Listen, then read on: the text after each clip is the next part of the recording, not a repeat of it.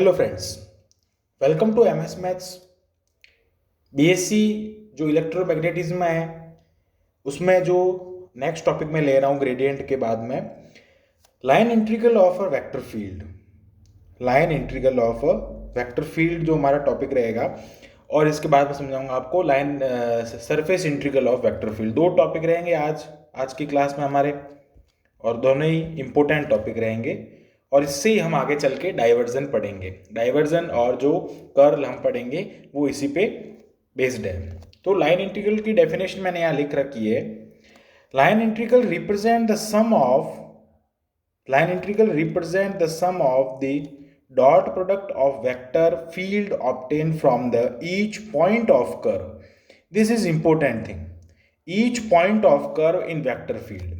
Okay, how it is processed? तो देखो, ये कह रहा है कि जो लाइन इंटीग्रल होता है, यानी जो रेखीय समाकलन होता है, जो रेखीय समाकलन होता है वह हमेशा किसी कर्व के, जैसे कि मान लिया ये कर्व कह दिया, इस कर्व में यहाँ पे इसका अगर हम लेते हैं इन्फिनिटी स्मॉल, जो इसकी लेंथ लेते हैं डीएल जिसको हम कहते हैं, उसका डॉट प्रोडक्ट होता है उस वेक्टर क्वांटिटी के साथ में, वेक्टर फील्ड के साथ में।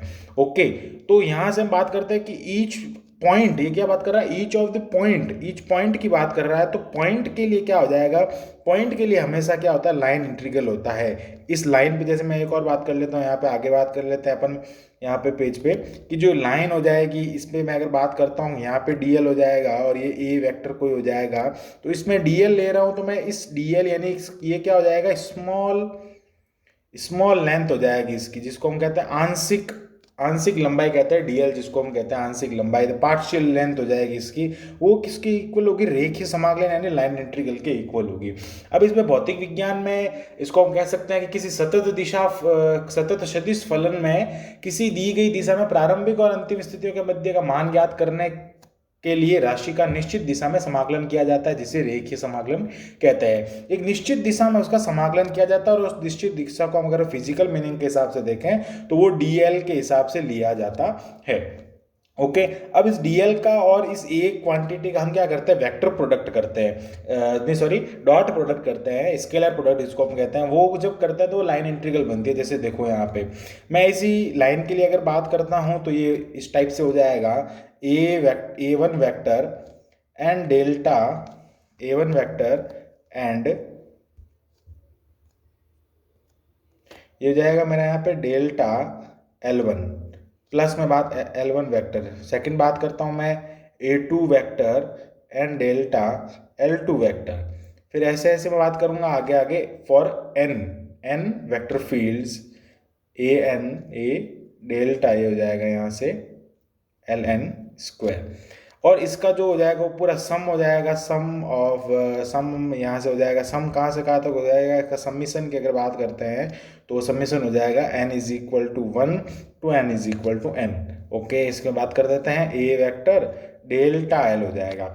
ये होता है असल में line integral. This is the line integral, this is the line integral. ये लाइन इंटीग्रल होता है, रेखीय सदिश होता है। यहाँ पे हमने क्या किया, अलग अलग वेक्टर फील्ड लिए, a1 a2 a3 an तक हमने लिए, n तक कंसीडर किए, और यहाँ से क्या हो जाएगा, ये l1 l2 जो हम इसकी आंशिक जो दूरी ले रहे हैं, आंशिक लंबाई ले रहे हैं, वो इस टाइप से हो जाएगी, डेल l से हम रिप्रेजेंट करता है। तो a वेक्टर क्या है यहाँ पे, a वेक्टर है यहाँ पे वेक्टर फील्ड, ये वेक्टर क्या हो जाएगा, ये हो जाएगा यहाँ से वेक्टर फील्ड हो जाएगा इसका। ओके, ये वेक्टर फील्ड हो जाएगा, और इस वेक्टर फील्ड को हम क्या करते हैं, यहाँ से इन सब के साथ में मल्टीप्लाई करके उसका समीशन करते हैं। तो समीशन को अगर हम लिखना चाहें तो समीशन को कुछ इस टाइप से भी लिख सकते हैं कि समीशन को हम इंटीग्रेशन की फॉर्म में भी लिख सकते हैं, समाकलन रूप कहते हैं जिसको हम समाकलन रूप भी कहते हैं। समाकलन रूप में अगर लिखना चाहे, इंटीग्रेशन फॉर्म में अगर बात करते हैं, इंटीग्रेशन फॉर्म में अगर हम बात करेंगे इसके लिए, तो वो क्या हो जाएगा कि जो सिग्मा है इसको हम क्या कर देंगे, इंटीग्रेशन के रूप में लिख लेंगे। कैसे लिख देंगे, देखो ए वेक्टर, ये इसका क्या हो जाएगा, डॉट प्रोडक्ट हो जाएगा। तो A vector dot D L, यहाँ से हम इसको डी एल से रिप्रेजेंट करेंगे, is equal to integration of I to L, या फिर हम कह सकते हैं इंटीग्रेशन ऑफ 1 to n कह सकते हैं, या फिर जहाँ से भी शुरू होता है इनिशियल टू फाइनल कह सकते हैं, यहाँ से I to F A vector dot D हो जाएगा डी एल वैक्टर। ओके, ये हो जाएगा हमारा लाइन इंटीग्रल। इसको हम क्या कहते हैं? लाइन इंटीग्रल कहते हैं। रेखीय लाइन, लाइन ये हो जाएगा line integral. Okay, line integral हो जाएगा। अब लाइन इंटीग्रल का अगर सीधा सा समझे तो वो यही होगा कि अलग अलग इससे हम क्या करते हैं, हम प्रारंभ से लेके अंतिम तक, इनिशियल टू फाइनल तक हम क्या करते हैं, उसके बीच का जो मान होता है ना, उसको हम लाइन इंटीग्रल से डिनोट करते हैं, उसे फाइंड करते हैं, और इसको हम ए डॉट डी एल लिखते हैं। ये यहाँ पे जो डॉट है वो इसको अदिश गुणा, जिसको हम कहते हैं डॉट प्रोडक्ट हम कहते हैं, ये यहाँ पे इसका हम बात करते हैं, इसको अदिश गुणा भी कहते हैं, जिसको डॉट प्रोडक्ट या स्केलर प्रोडक्ट भी कहते हैं, डॉट प्रोडक्ट भी कहते हैं। ओके, उससे रिप्रेजेंट करते हैं। और ये क्या हो जाएगी, दो सदिशों का जो गुणा होता है, दो सदिशों का गुणा होने के बाद में एक अदिश राशि मिलती है हमको। कैसी राशि मिलती है? स्केलर क्वांटिटी अगर हम गेट करते हैं, we will get scalar quantity, so that this is the dot product. Okay, ये हमारा हो जाएगा surface line integral. Line integral होने के बाद में हम देखेंगे सरफेस इंटीग्रल को, लेकिन एक बार वापस इसकी डेफिनेशन आपको प्रॉपरली बता देता हूँ।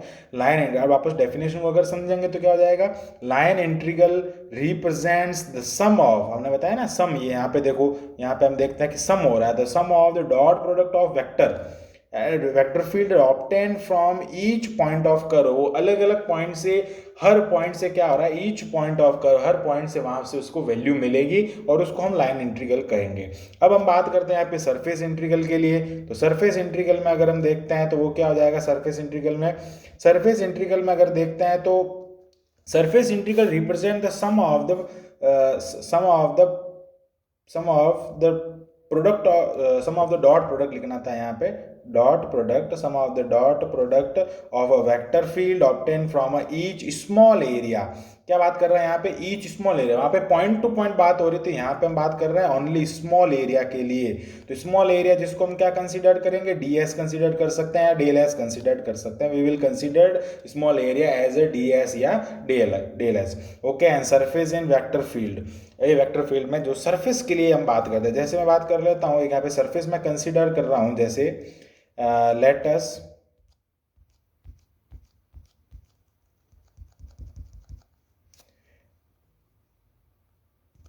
Us this is my surface. Okay, इसको मैं ऐसे ही बना सकता हूँ, यहाँ से अगर सीधा बनाना चाहे अपन तो वो कुछ इस टाइप से हो जाएगा। This is let us this is my surface and this is S, surface area of whole surface is S, and only infinity small area is ds. We will consider the small area. What is this? This is the small area of this S, is S vector. Okay, and this vector field is here a vector. Okay, हम इसे यहाँ पे consider कर सकते हैं, a vector is equal to vector field on this surface.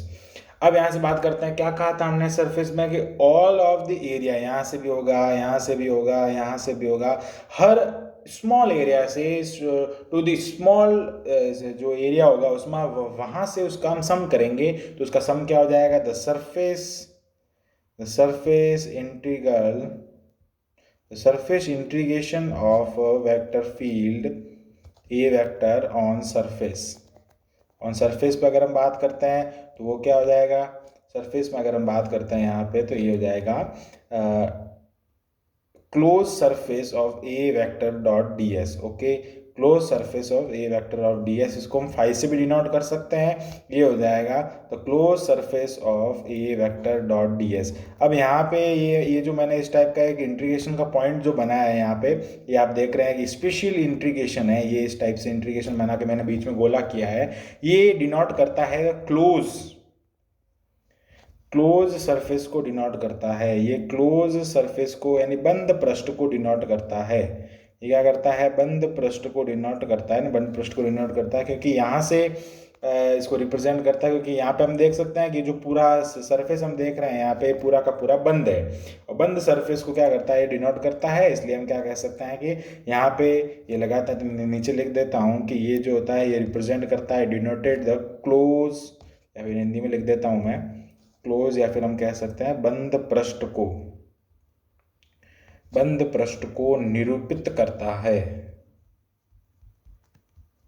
ये हो जाएगा आपका सरफेस इंटीग्रेशन, जिसको हम कहते हैं सदिश का पृष्ठीय समाकलन। क्या हो जाएगा? सदिश का पृष्ठीय समाकलन। ओके, ये हो जाएगा पृष्ठीय समाकलन। पृष्ठीय समाकलन किसका हो जाएगा? ए वेक्टर का क्या हो जाएगा? पृष्ठीय समाकलन हो जाएगा। ये भी क्या होता है? सम होता है। किसका सम होता है? ये जो स्मॉल एरिया होता है इस पूरे कैपिटल एस का, यानी कैपिटल जो एस है पूरा एस हो जाएगा, और इसका जो स्मॉल एरिया होता है ये सारे क्या है? स्मॉल एरियाज है। This is D S, this is also D S. Okay, इन सब का क्या हो रहा है? समीशन हो रहा है। किस में हो रहा है? Around the close, in all this surface around a close path. Okay, so we can use here the close integration. इसको हम क्या कहते हैं? क्लोज इंटीग्रेशन कहते हैं। ये थोड़ा इंपॉर्टेंट था। Okay, so thanks for watching this video. दो छोटे छोटे टॉपिक थे वो मैंने आपको करवाए हैं। नेक्स्ट जो टॉपिक हमारा आएगा उसमें हम बात करेंगे divergence of a vector field. Okay, so thanks for watching this video. Like, share and comment.